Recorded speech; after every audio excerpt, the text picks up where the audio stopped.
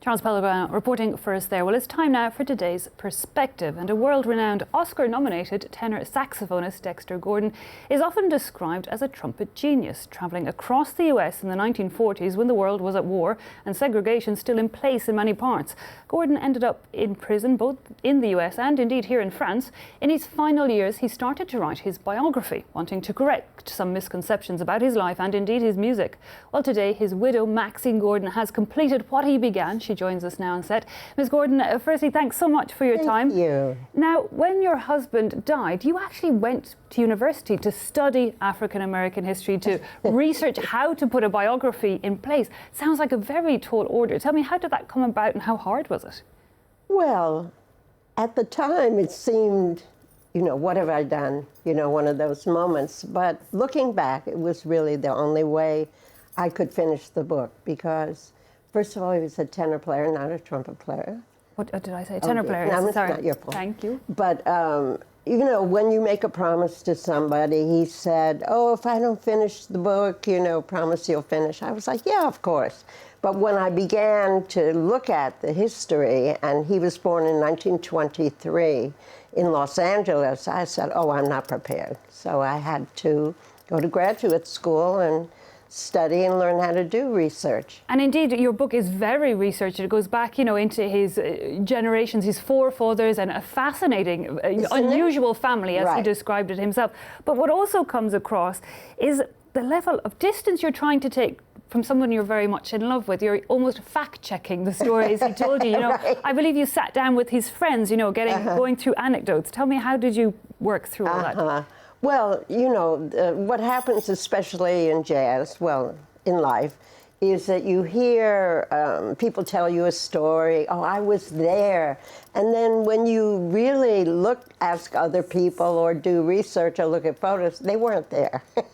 But they remember it as if they were there. So he said, oh, my grandfather was a Buffalo Soldier, and my great-grandfather was French. And I thought, oh, well, maybe. But in fact, most of everything he said was true. He had left out part of his life in his own notes for the book, and I filled that in. Yeah, and it was fascinating to find out that it was true, if not a lot of work. In a way, was being close to him almost a hurdle, did you think, when you came to write his biography? You had to make some tough decisions. Well, yes, what's in, what's out, but I had an excellent editor who pushed me, because originally I was going to leave myself out of the book. I was going to write this academic book. It was 800 pages, it's like the total history of modern jazz. And then when my editor looked at it, he said, maybe you could put all that research online and write a book that people might want to read. That only you can write. I mean, it's only you can write this book. Now, one thing that you did add to his biography was something he, I believe, was thinking of leaving out a whole decade of his life, the 1950s. Seems odd, doesn't it? Well, when you read it at the first, you're almost wanting to skip through and go, what happened? So, give people an idea. Why did he so much, do you think, want to leave that decade out? And why did you feel you should put it in? Well, what the story goes, so when I had urged him to make an outline when he started writing the book, and he didn't want to make an outline. He wanted to have a series of stories about his life and have it almost a fictional character. And then, but I convinced him somehow to make an outline, and he went from 48 to 60. And the outline, I was like, oh, you forgot the 50s. Yeah, he said, I wish I could forget the 50s. That was a very difficult period for him. He was incarcerated, he was a drug user. He said, oh, no, I'm not thinking about it, I'm not writing about it. And so I said, you can't leave out a decade. And he said, well, it's my life, I'm leaving it out.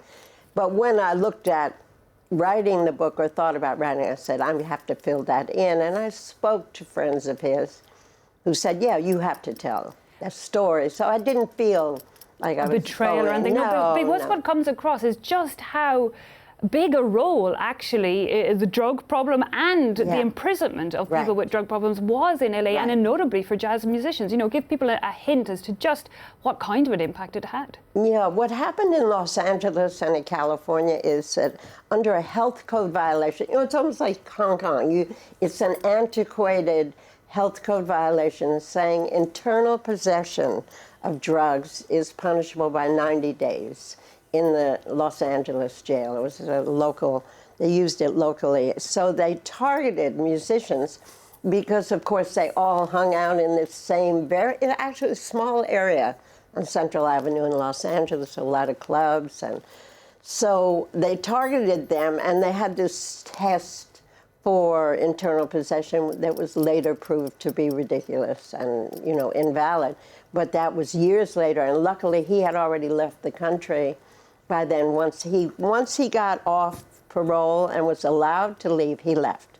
And a lot of other musicians never got out. Indeed, and one of the tests was simply having needle marks. Apparently that could bring you into custody. Now, he did leave, of course, and he came to Europe for many years. But before we get onto that, before that, of course, he was on the road in the US in the 1940s, at a time when segregation was still there. Reading your book, it sounds like he was well able to defend himself. You describe a restaurant he walked into and said, well, in LA, we don't do that. Right. Do you think his band suffered from it, that racism that was there? The thing about what they call beboppers, they wanted to rebel against what was happening, and so they did, and they paid the consequences. But when they talked about it years later, they were like, "What were we thinking?" When these people are armed. But when he was called up to be in the Army, and they said colored over here and white over here, he didn't move.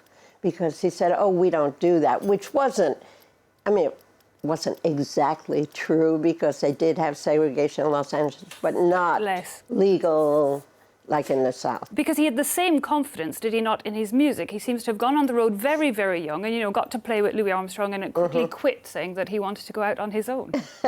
Yes, he did. Well, he got a call from Billy Eckstine to join that band when he was with Louis Armstrong. So he asked him, he said, we're trying to play this modern music. And he was like, this isn't modern, which when you reflect back, now I listen to everything. Actually, there's nothing more modern than Louis Armstrong. Even today, if you listen carefully to him, he was so far ahead. Indeed, but I guess it's an example of that confidence that Dexter Gordon had in his music. And, the book also goes into his literary skills. He's often quoting different literary references in his music, which is something he did in his music. He dropped in little bits of other influences. So true, right. Yeah. So let's, before we conclude this perspective, let's take a quick listen to the maestro himself. This is him playing in the Netherlands back in 1963. Oh, I love that.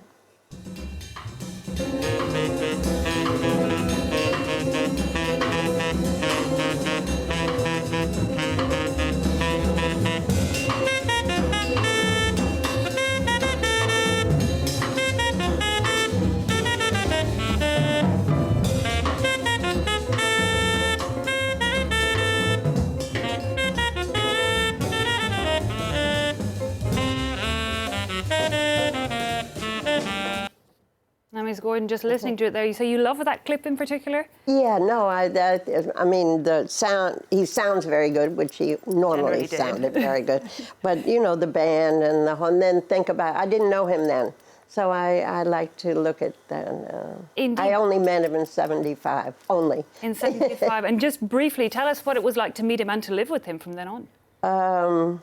Well, I was a road manager, so I traveled with bands. I had never met him, but we were little jazz kids, so we knew who he was. We listened to him. But hearing him in person when I did in Nancy, France in 1975 was a total, unforgettable moment. Many of his jazz fans have their moments, but, they didn't get to marry him.